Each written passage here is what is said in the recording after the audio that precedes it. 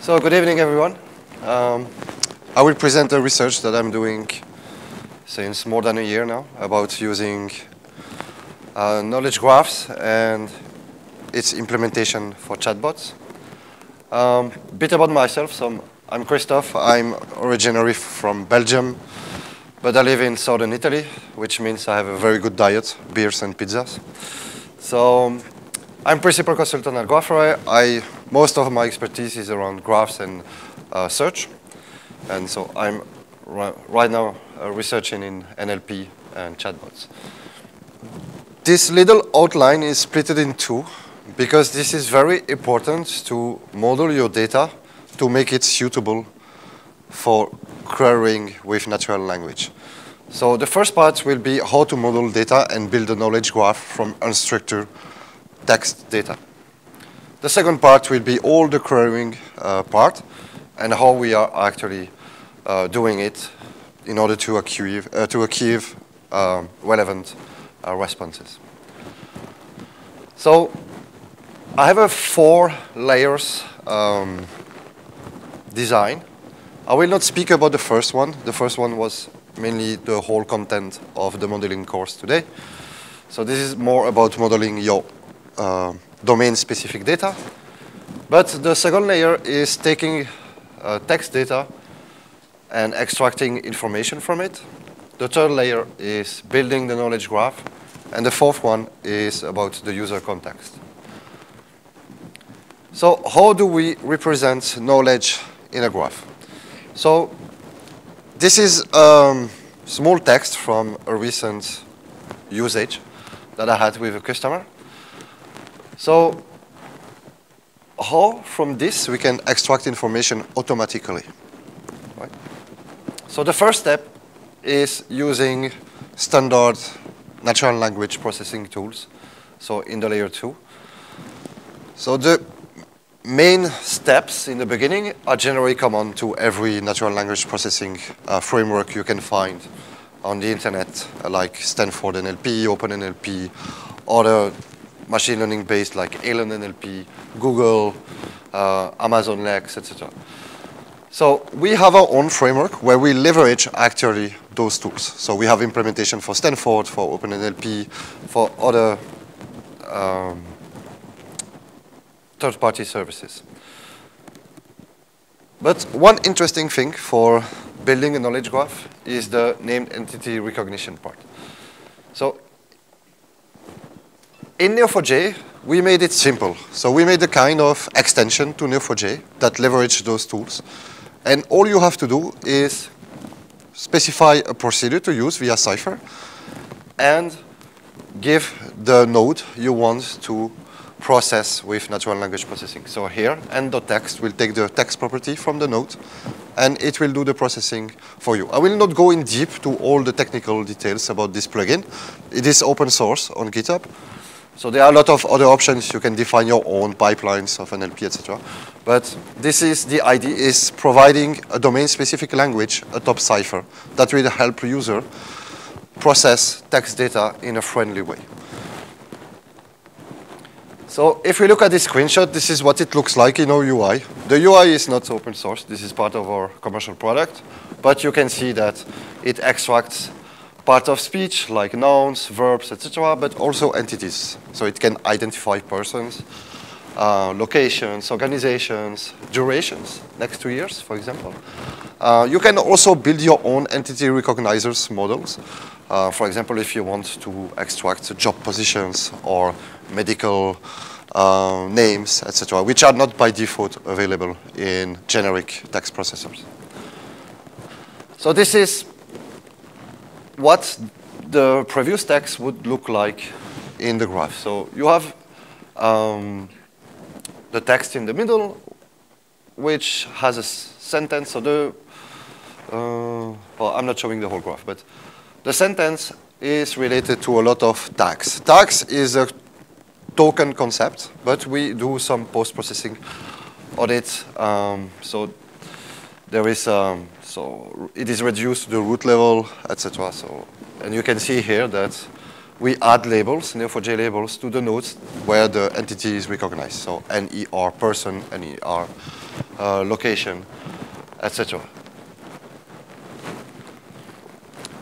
One thing that is very interesting when you do NLP is that you can actually parse the syntactic dependencies between the words in the text. So if, for example, you would use Stanford NLP and you would use the semantic parser of OpenNLP, you would have a results like this from Stanford, sorry.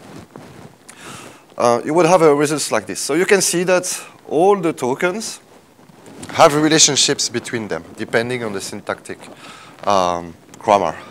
So you can see there are subjects, punctuation, modifiers, appositions, etc. But if you look at this picture, this is really a graph. It would be a shame to not leverage a graph database to store this structure and make it useful for further processing of the data.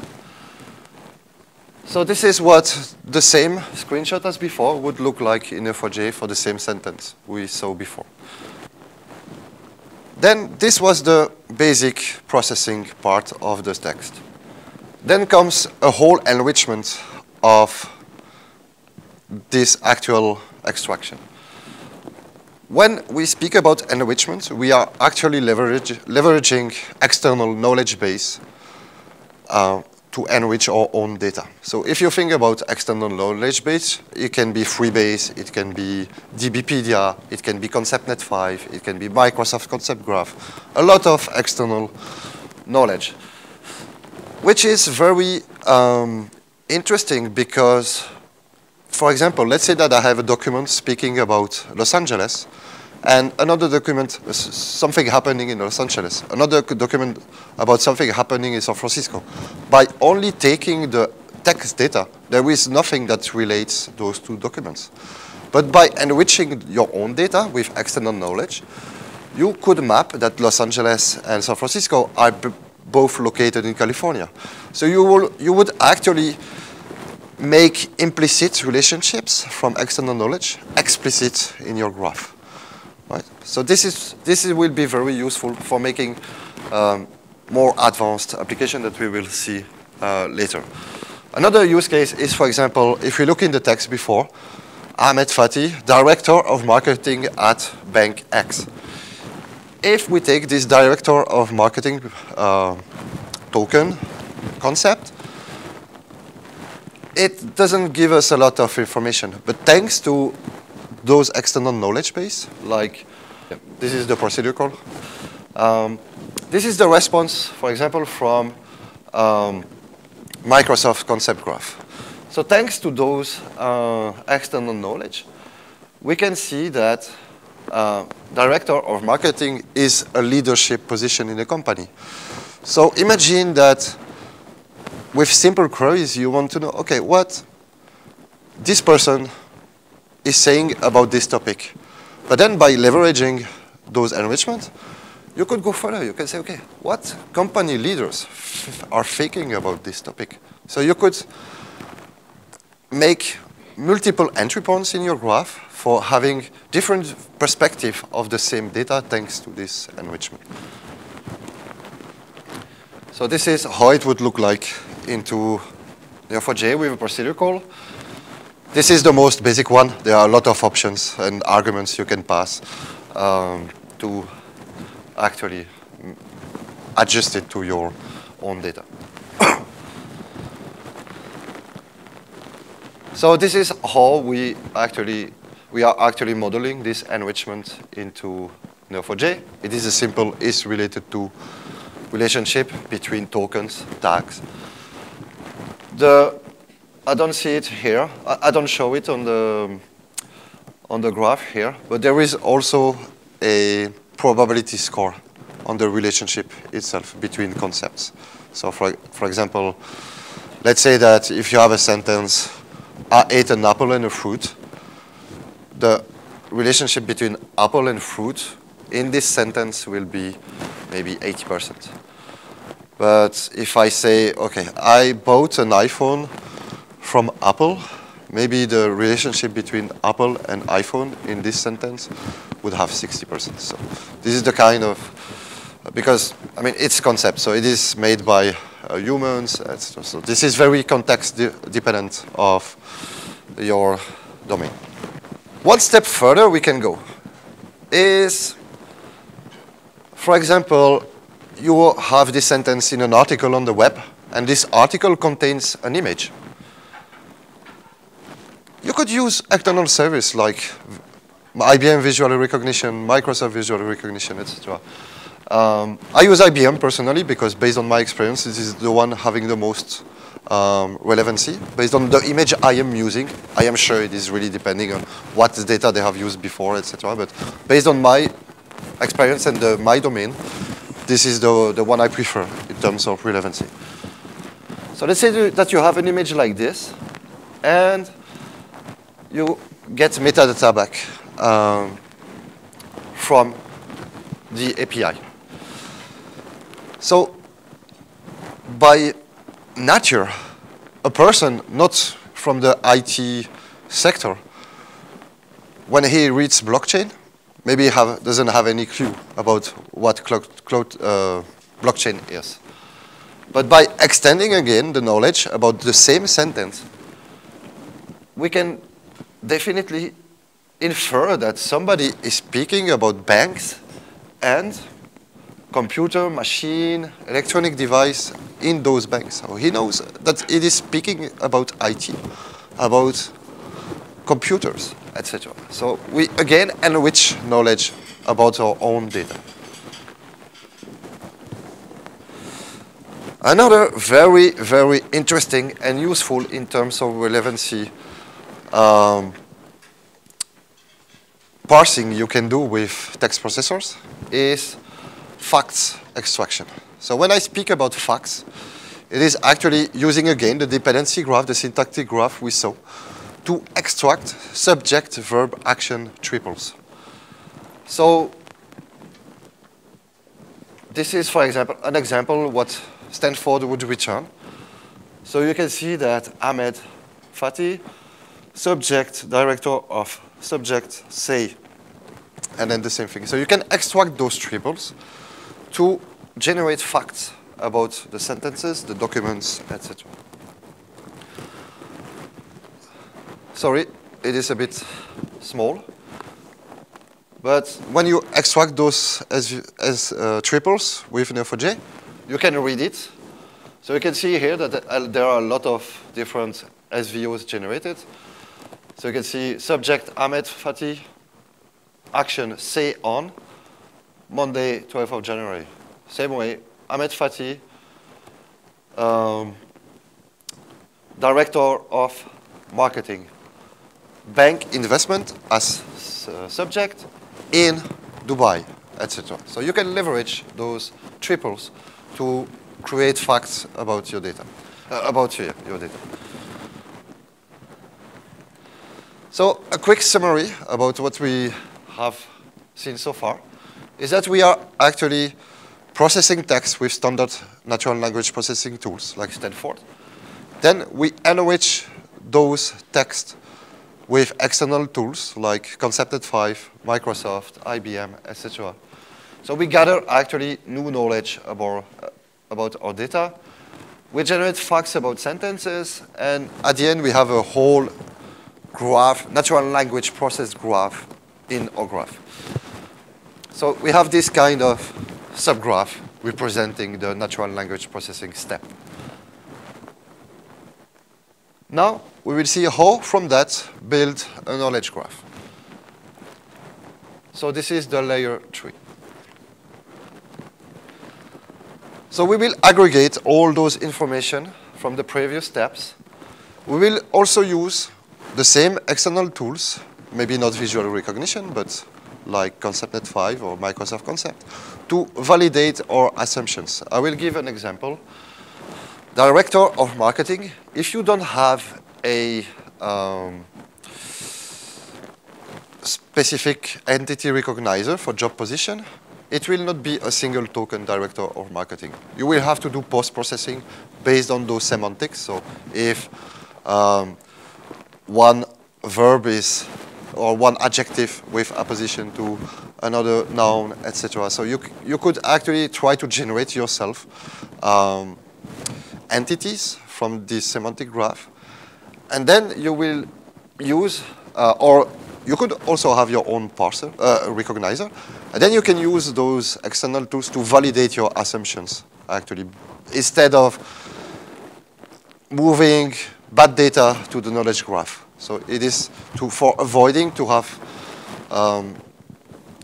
too much maybe things in your knowledge graph, where the knowledge graph actually should be something that is most relevant to your domain, to your data.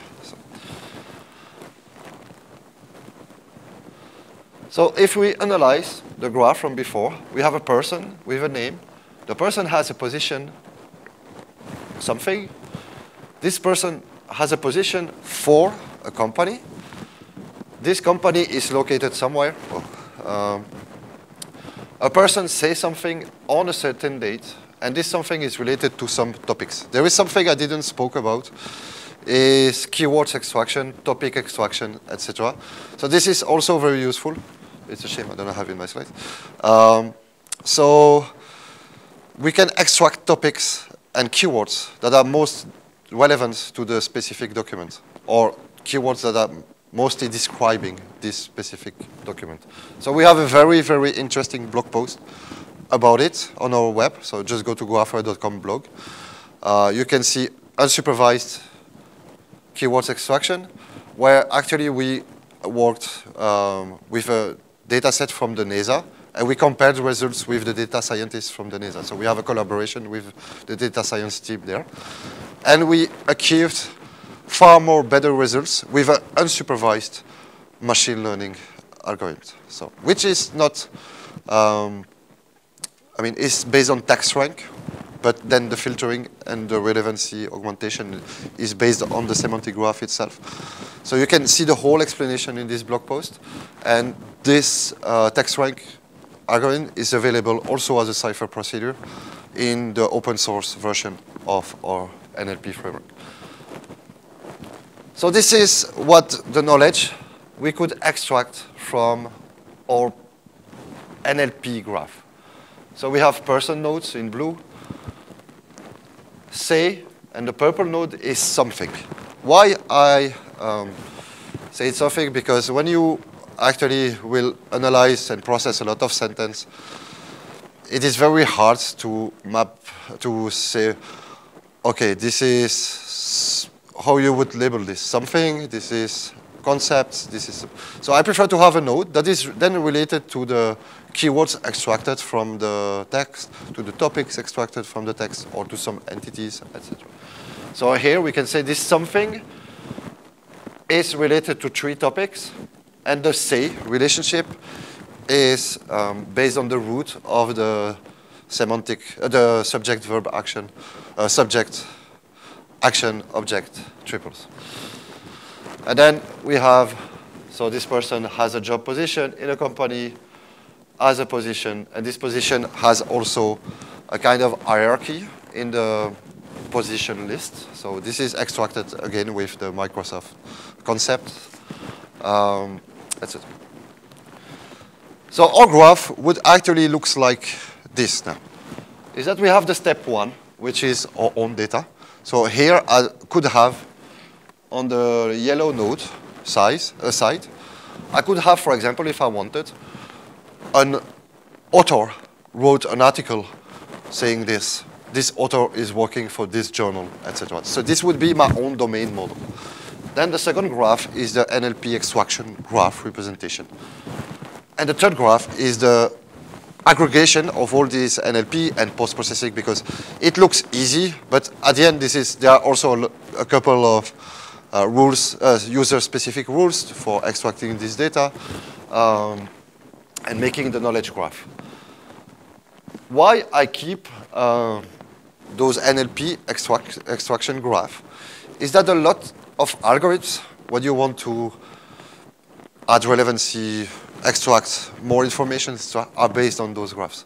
So this is very natural in Neo4j to leverage this structure without having to take data in another store, make an in-memory graph representation, process the data, write back the results. You could do everything in your graph. There are things we don't do as computing in the graph, because if your graph is getting queried for real usage, sometimes you don't want to bury the JVM with read queries, etc. So for heavy computing algorithms, sometimes we go outside of the graph with Apache Spark, for example. And then we write back the results into Neo4j. So now we will go to the next step, which is querying this knowledge graph. Use layer 4. The first thing, when I am typing, what did Ahmed Fatih say about blockchains? How do I know how to query my graph? The first step is intent detection. So what is the user looking for, right? So how we do this is generally we feed a probability-based algorithm with a lot of examples, occurrences, and then it will return a prediction. For example, we are looking in this sentence for a fact. In this query, sorry. Here, because of the where is, etc., because of the structure of the sentence, we can detect that we are looking for locations. The same here. We are looking for somebody. We are looking for something that somebody think about something again. So this is why all those something, because at the end, this is a lot of something. So if you would have to define a name for every something, it will become complicated, right? So, but this is a very interesting discussion I had today with Vince, is if somebody, so the question is, what do someone think about something? But can we say that if he thinks, or if he say something, he thinks it? Except if you're a politician, maybe. Normally, if you say something, you think it, right? So this is the first step, understanding the intent of the user. Then the next step is entity extraction. So we can see that in the same way of our original data, in the query you will find entities as well, names, locations, etc. So here, those entities in the query could actually determine our entry points in the knowledge graph.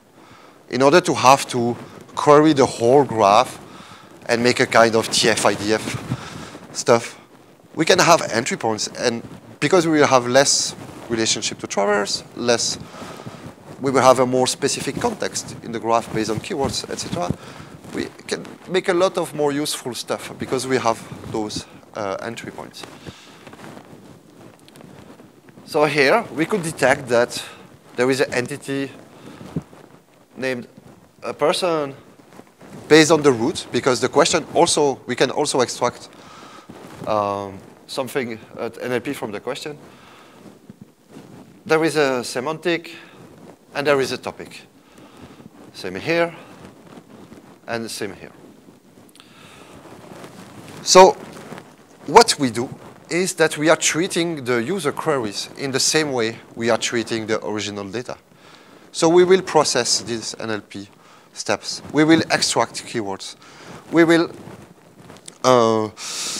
enrich the query also, because say, if you don't have these synonyms, if you don't query for synonyms, if in the text it is speak, you will not find your relationship. So you could use those synonyms for scoring better relationships that are based on synonyms. For example, between a query graph and a knowledge graph or NLP graph, etc. So this is why we are treating the queries in the same way we are treating the original corpus. So this is how a query actually in a graph could look like. You can see this exactly the same, except that here, based on the compared to the first slide where I was showing the original sentence, you see there are other nodes which are tag occurrences nodes, because we need to keep track of the occurrence of a specific token tag in a specific sentence. Because, for example, you could have verbs in a sentence that would be maybe a noun in another sentence, for example, or entities in a sentence that would not be an entity in another sentence based, for example, Apple, right? So this is why we need to keep track of those occurrences in a specific sentence for a specific tag. If I do the same extraction for subject, action, object, I could also have from a query such triples. So here we see the subject is always person.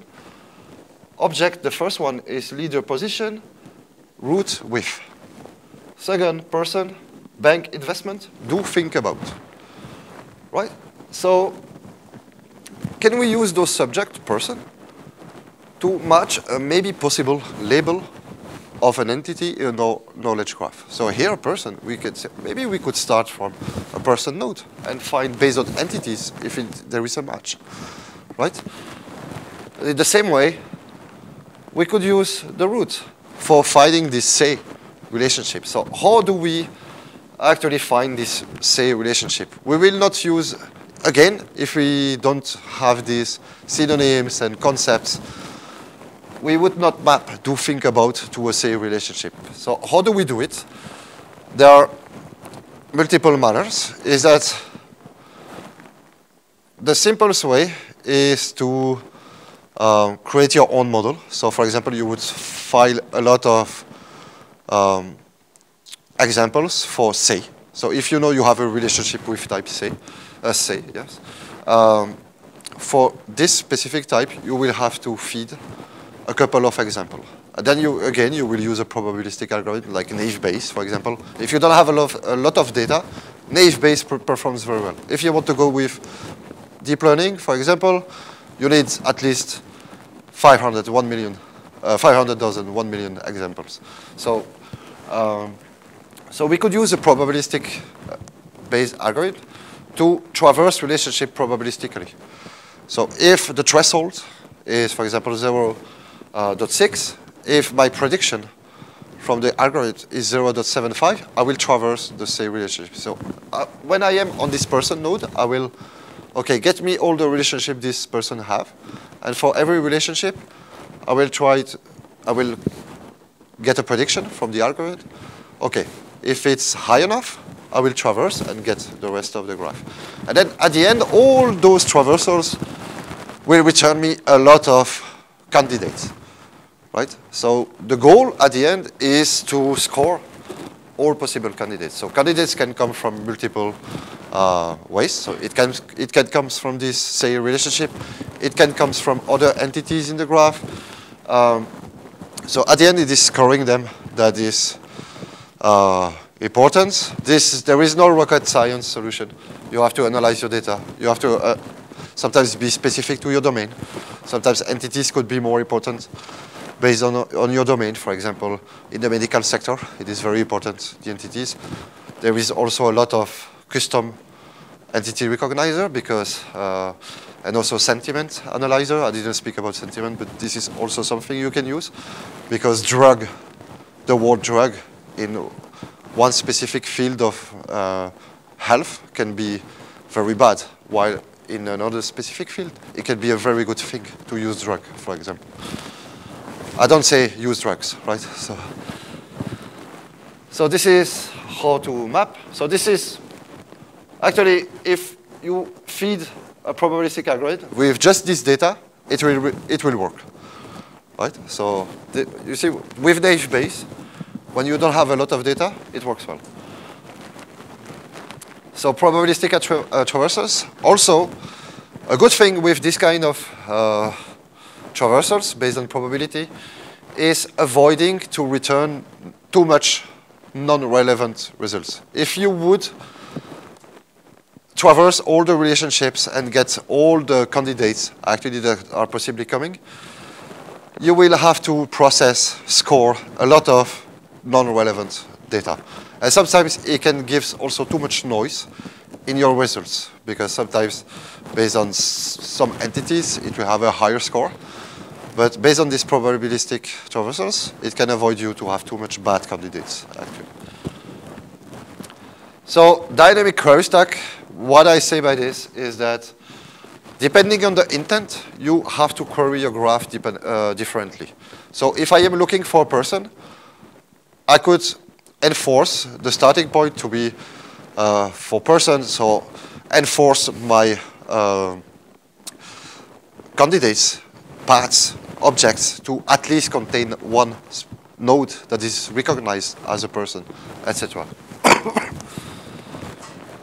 So we query the knowledge graph in the beginning, but we will also use the NLP graph for making additional computations. For example, we use TF-IDF between the tokens, between the query graph and the original document. Also log likelihood on the keywords, on the tokens, etc.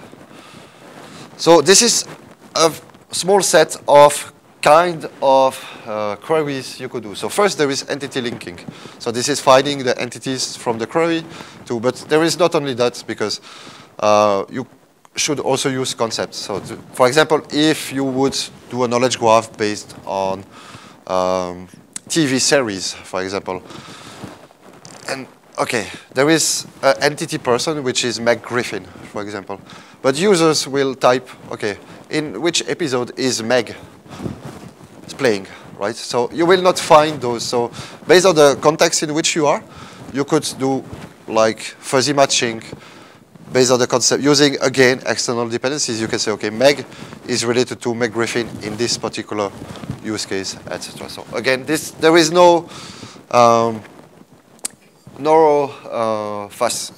facility. Actually, at the end, it is very complex. My slides look nuts, but at the end, it is very complex. So entity similarity, semantic similarity, traversal, I spoke about it. Then there is this keyword and topic sensitive page rank. This is very interesting topic. So there are a lot of papers about it, research papers. Is that page rank is good. I mean, it's a good algorithm. But when you are doing query-based interface, or knowledge graphs, it is more interesting to know the importance of a specific node depending on a specific topic.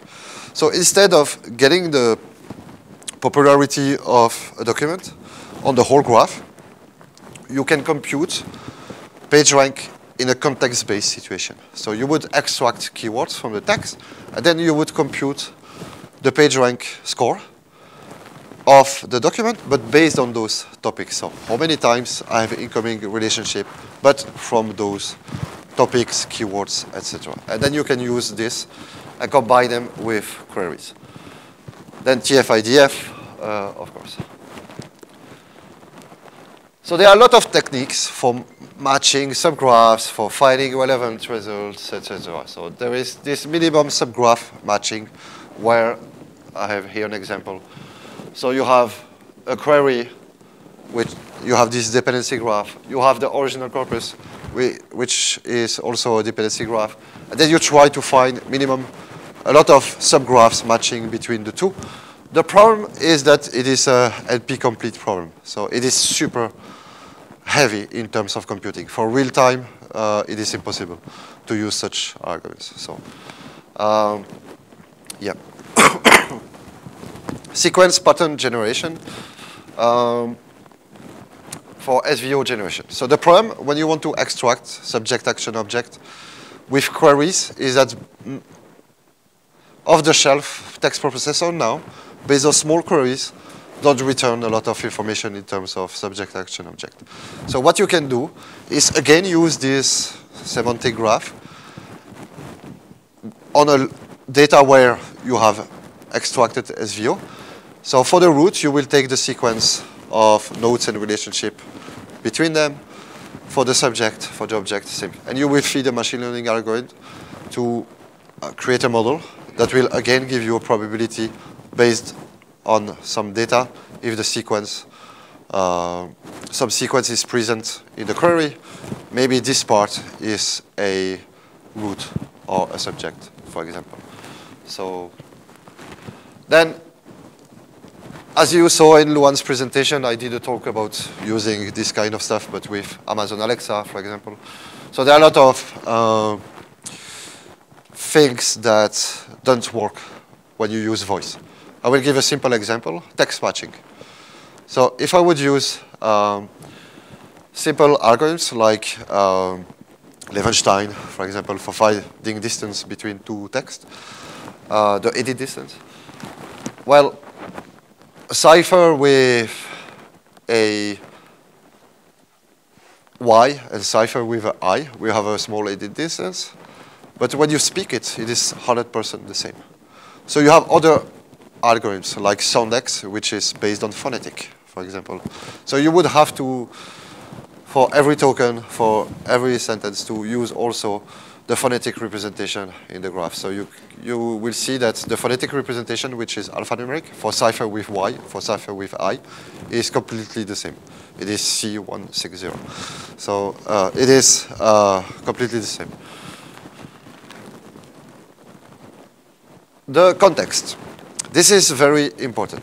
So I like to say that context generally is for avoiding bot amnesia.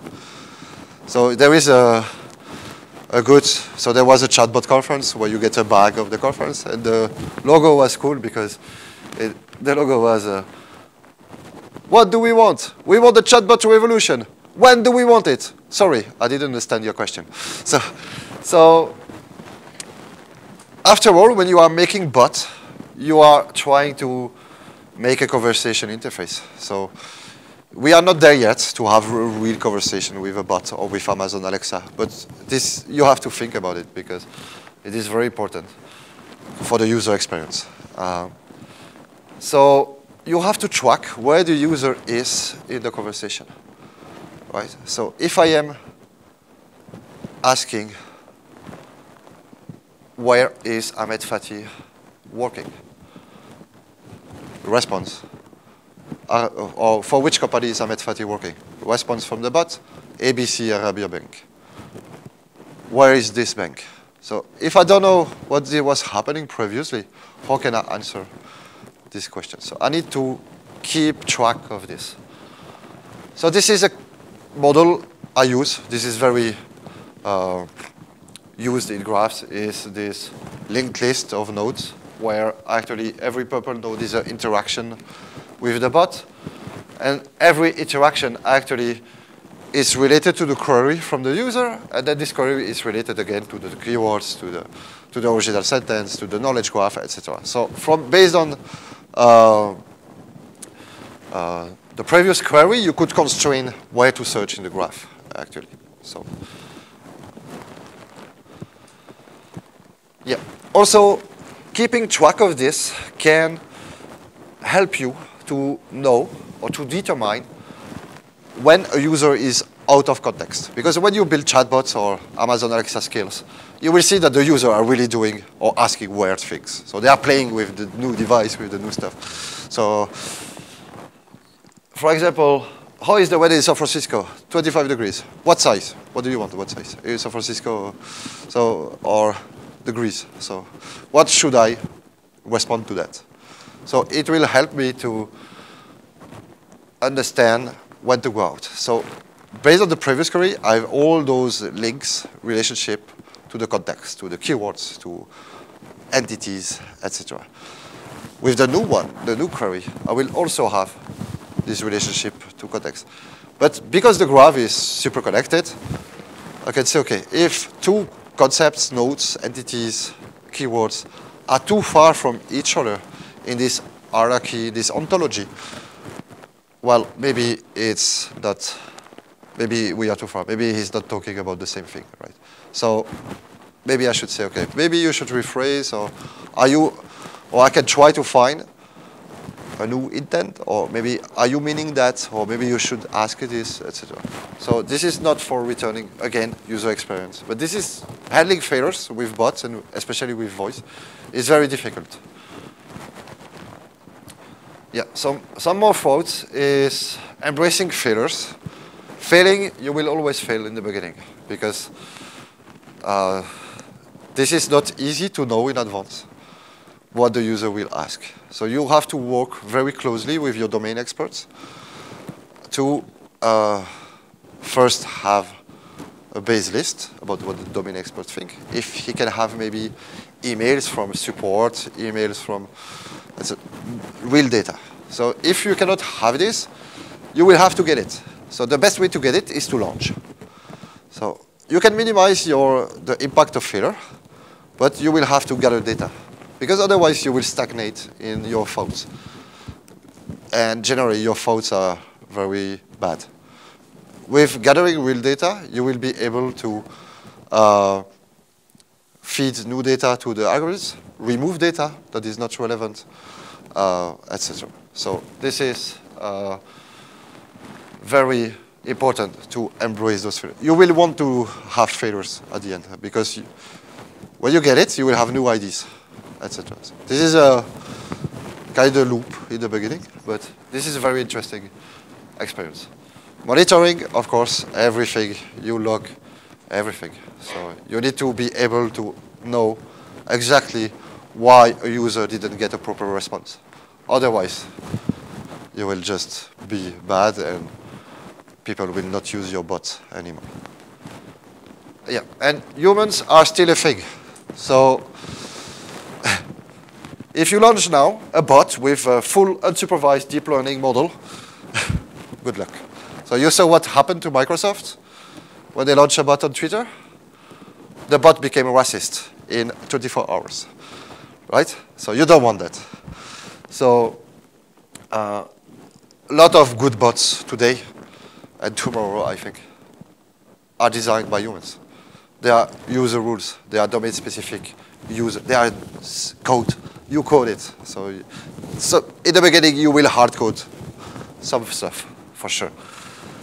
Then, also because we are coding the generation of bots of tomorrow, they are still based on what we are coding, about our thoughts. So humans are still there. So it will not be replaced.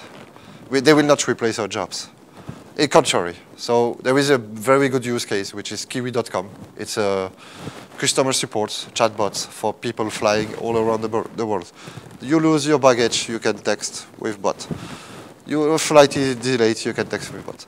So they have approximately 1,200 agents around the world, humans, replying to those people. And what is funny is that their sentiment analysis outputs is not what is normally? So neutral, positive, negative. It is angry, very angry, not angry. So, and the bot is not replying to the user for now.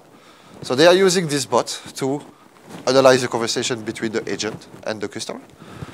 And the bot will advise the agent with some response. Then the agent can choose to just send the response from the bot, or enhance or delete, etc. So by doing that, you can already enhance a lot your own data, your own models, etc.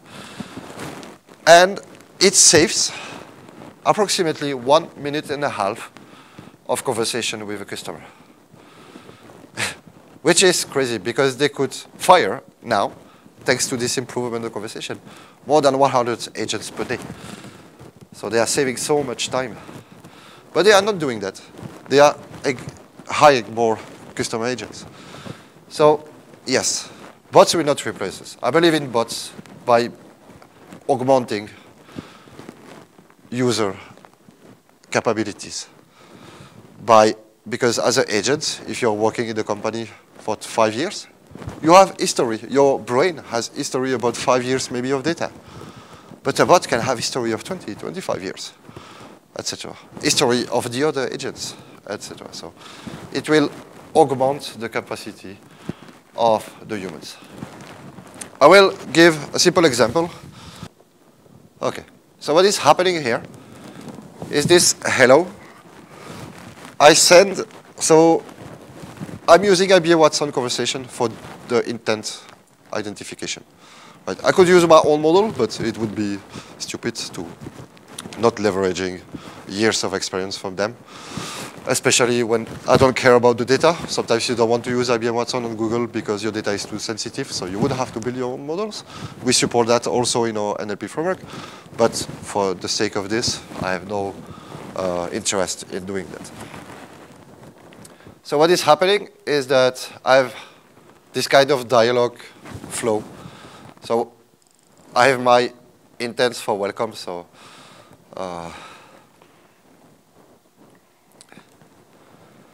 so when a user say hi, hello, how are you doing, howdy, it will map to the intent hello. So I can return a response depending on the intent name. So I will receive a JSON to my API. The intent is this is what the user sent, the original text, this is the session ID, etc. So I will handle this on my side. I say, okay, if the intent is hello, I will return hi, how can I help you, for example. Then, so this is not for today, this is based on the Neo4j documentation. But here I have this anything else intent. So this is a kind of fallback. When no intent could be mapped to my user query, okay, fallback, anything else. So in my code, I do a simple if intent name equals anything else, I do this. So then I will search myself in my graph, for example, because this is all other use case than hello, right? So I can search in my knowledge graph, I can make the queries, etc. So I will handle this. So with this if intent name equals anything else, you come back home, you say to your wife, today I did artificial intelligence, right? So, and I will send to my API anything else. So now when I want to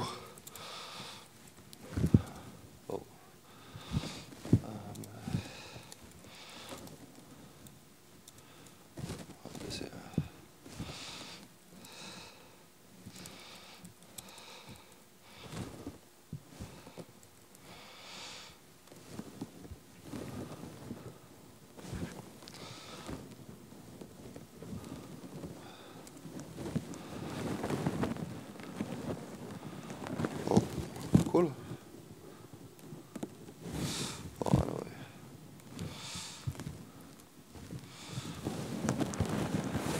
So when I want to find the answer to this, so I'm returning actually the original sentence. Why? Because I will determine that I want to return a what, a something.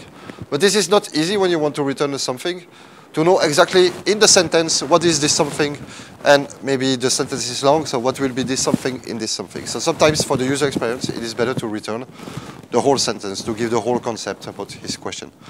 Okay, when you have a query like this, for example, it is easy to find, for example, an entity job position from an entity person in a knowledge graph. So generally this person will have only one current position. So it is easy to return only this specific entity from this specific sentence. Sometimes it is not possible. So instead of returning an incomplete sentence, it is better to return the whole sentence based for the user experience. So he get the whole idea of why you are returning this also. So I was saying also that, so we released our NLP framework. You just go to github.com, /GraphAware. You find all the instructions for this framework. So we support Stanford NLP, OpenNLP, Concept 5, Microsoft Concept, IBM Watson, etc. For the keywords blog post, it is super interesting. So it is quite long with a lot of example queries, etc. But really, if you are interested in this, read it. This is a kind of achievement of a long research by my two colleagues. So yeah, and that's it. Thank you. Questions?